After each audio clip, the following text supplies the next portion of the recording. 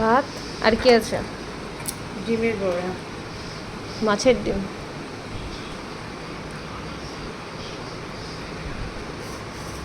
আর মাছের ঝোল আসছে। মাছের ঝোল আসবে।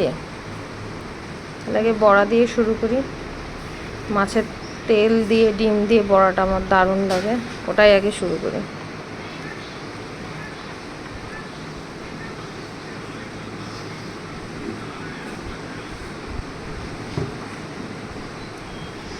মাছ এনেছো?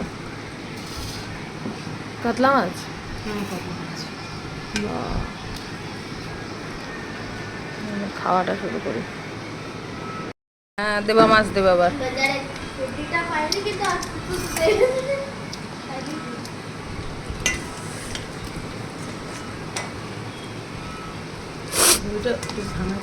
বড়ি দিয়েছো? আমি এই ভেবেছি এটা মাছের ডিম। না না, মাছের ডিম। হ্যাঁ দাও দাও, আর দিও না। মাছটা তো সুন্দর নরম করে ভেজেছো। আমার মাছ তোরে খেতে কষ্ট হবে। সেটা তো আমার সবসময় হয়।